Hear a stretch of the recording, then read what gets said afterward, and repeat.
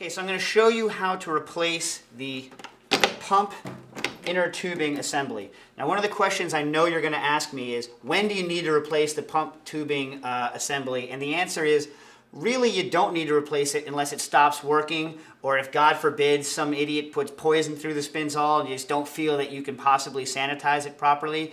The only real reason to change it is because you feel it needs to. It's just not performing the way it used to be. There's no other reason for it, okay?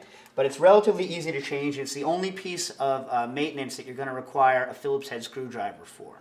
So there's 2 screws on the pump. Oh, I recommend removing...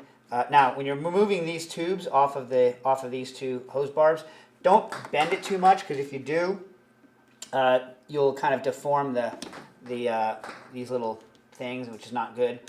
In case you ever need them again, pull them directly off like that. Take a screwdriver, and this is just a 1/4 turn, or not even 1/8 turn, off. There, the shaft. This is the inside of the pump. Okay, this is called a peristaltic pump, by the way. So you take off the tube, leave this together like this.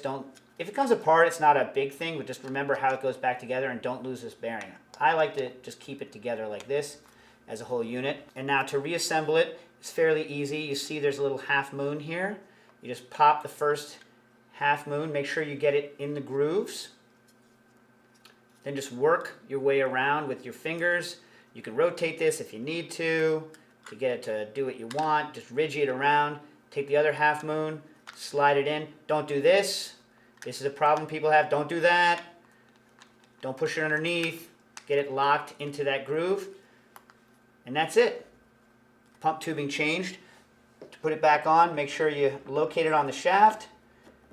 Put it right in like this. You can see there's a little tab here to click it into the tab, click it, replace the screws, replace the tubing. Remember, the long tube goes onto the in, because you're pumping fluid from this tube into the Spinzall, and the shorter tube goes on the out, because you're pumping out of this pump into the Spinzall, and you're ready to go.